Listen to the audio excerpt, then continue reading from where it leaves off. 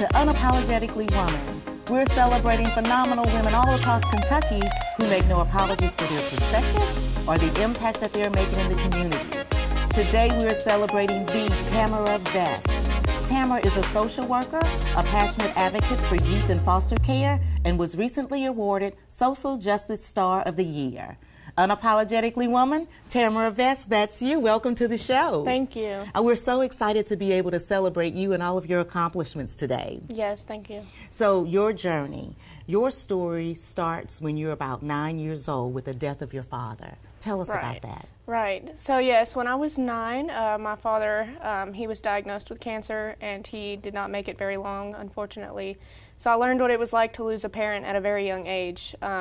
But unfortunately, I lost 2 parents because from the age of 1 until 9, my mother was pretty absent. So when my father died, I actually went into a placement with an older brother of mine, and unfortunately that placement didn't work out either. So I kind of knew what it was like to move around from home to home, going into foster care, experiencing foster parents, and things like that. So it really shaped me to become who I am today, the passionate advocate for kids in foster care and talking about some of the obstacles that they face and helping to alleviate those.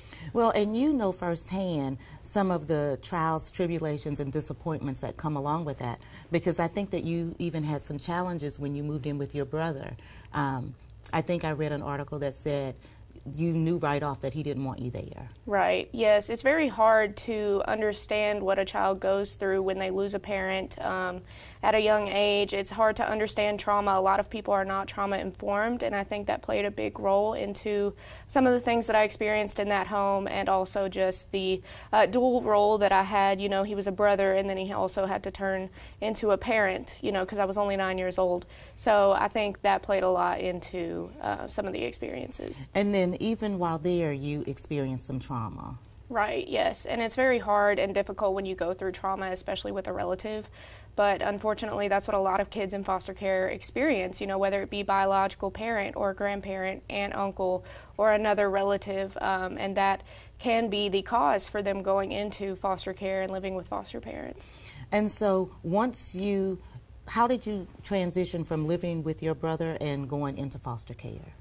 I actually, I stayed in a temporary homeless shelter when I was 16, so that was very difficult for me to adapt to. I went from living with a relative, even though it was not quite the experience that I wanted, and it was very hard. I went from living with someone I knew to living in a homeless shelter where everything was uncertain for me, and especially being an adolescent in high school, it was very hard to adapt to that. And so, how many foster homes were you in? Were you in a single foster home, or did you kind of bounce around like some of the stories that we hear with other folks? Right. Fortunately for me, I only had 2. I know a lot of youth, they go through hundreds of homes if they started at a young age. But I did go through 2 different foster homes. They were not ideal experiences, but they were experiences that taught me different things, and they definitely shaped me into who I am, like I said. And I also experienced kind of an independent living placement at the age of 17, so I was already living on my own during my senior year of high school. And family has always been something that you have just yearned for. I remember reading that, you know, you would beg people to adopt me. What was that like? Right. I reached out to teachers that I was close with in high school, you know, asked them if they were able to adopt and things like that. But at the time I didn't understand, you know, a lot of people have, you know, their own things going on in their own lives, and so they couldn't just stop their life to adopt a 17-year-old who would almost be 18, which I understand now, but it definitely would have been fortunate for me to have parents during the last few years of my adolescence, because it would have made a big impact on the supports that I had during young adulthood. And so a lot of the support that you received were from social workers. Yes, I had several different types of social workers. I had, you know, school social workers, case managers with the state. I also had a therapist who was a licensed clinician social worker. And, you know, it just showed me the different types of roles that they could play and how they could help. And how did you keep everything together? Because when at home was falling apart, you were thriving in school. Yes, I think I just tried to concentrate on the things that I could control. So while I couldn't control what home I was in or what was happening at home, I could control things that reflected me personally, which happened to be school at the time, or the extracurriculars that I was in, like choir and things like that.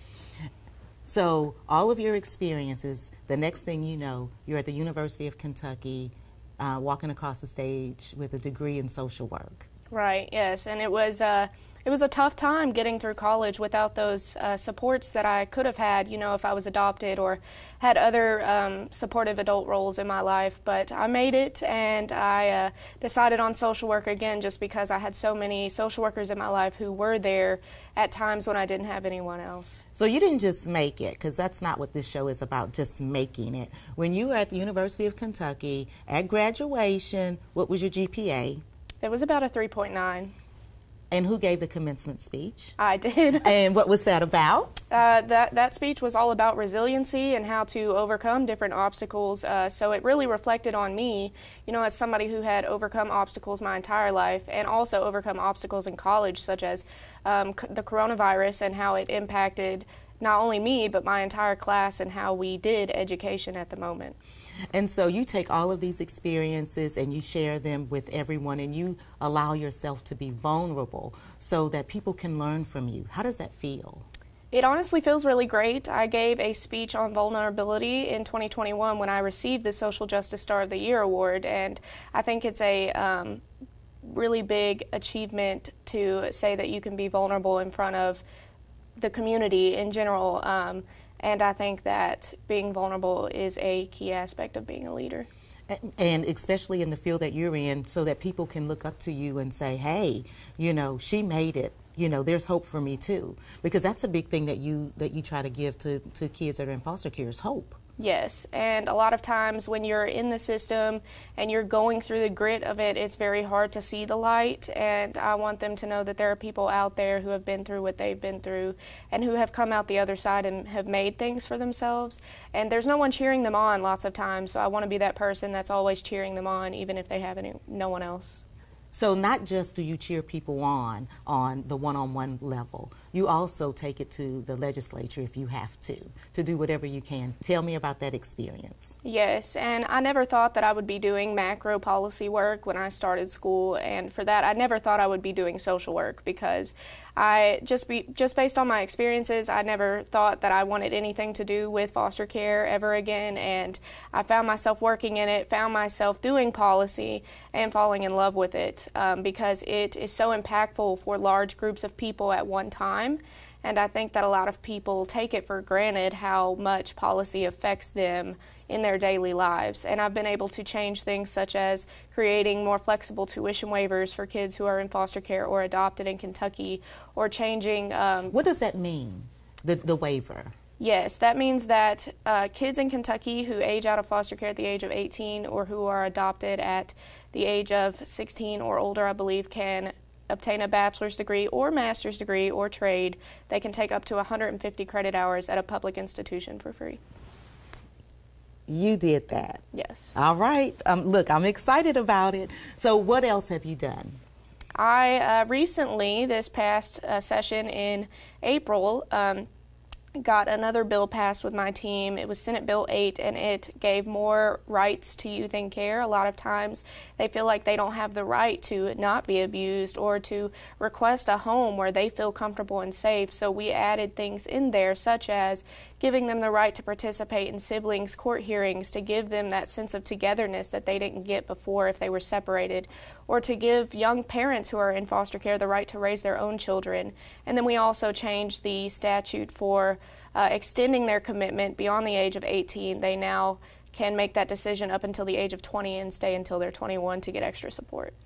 You sound like you have political aspirations, do you? I absolutely do, yes. I am looking at open seats. I am just waiting for some local seats to open up, and I would love to run on the local and state level, and then eventually I see myself maybe on Capitol Hill. Wow. Wow. We need you there, because we need people who understand, who've been there, you know, who can relate to what's going on when the people were in the room making the decisions. Right. It's a big representation matters. Yes. We need more people who have that authenticity and who can represent the voice of the people. So tell me about TV advocacy.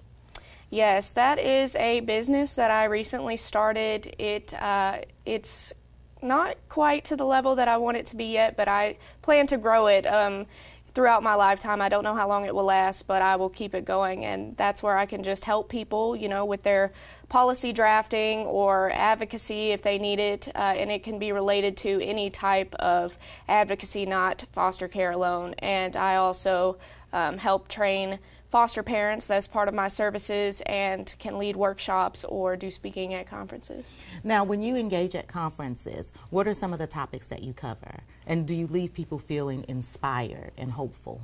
I try to leave people very educated on what real experiences are like. You know, I can do a variety of topics. I like to center them around social justice topics, so that may be things like the intersection of race and trauma, or race in the foster care system, or LGBTQ communities in the foster care system, things like that. So I try to leave them very educated and try to leave them with action steps no matter what their role is, whether it be a foster parent or a social worker. What's next for you? I think what's next for me is obtaining my MSW degree and obtaining my licensure to become a licensed clinician, and definitely staying in the policy realm to find a seat for me. I think I'm going to be pulling a lever with your name on it sometime soon in the future. I believe that's going to happen. I hope so. So, what is this thing with string art? So string art has honestly just kind of been like a little side thing that I do. It takes some stress away. It's a way to express yourself. I've been doing it since high school, since I was 16, so that's probably why I kept it. And it's just a way to be creative and express myself, and it's very rare. You don't see a lot of string art out there, but it's kind of like 3D art, and it's very fun to make. And you said it's therapeutic for you as well, because I was going to ask you, how do you deal with your mental health challenges? Because the last 24 months and just over a lifetime have been a lot.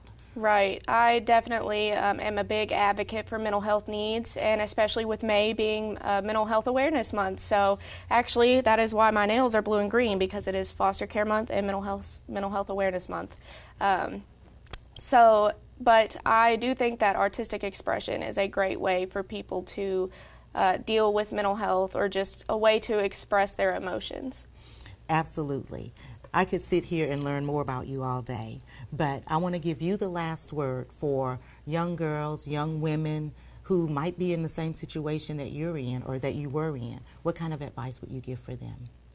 Advice that I would give for them is that focus on the things that they can control, which is themselves, and how they're reacting to things, how they're building their futures, and knowing that even though you can't see it now, there is light out there. Thank you so much. I'm so happy to be able to celebrate you, Tamara. Continue to watch Unapologetically Woman as we celebrate other phenomenal women just like Tamara Vest, who are crashing glass ceilings out there. I'll talk to you soon.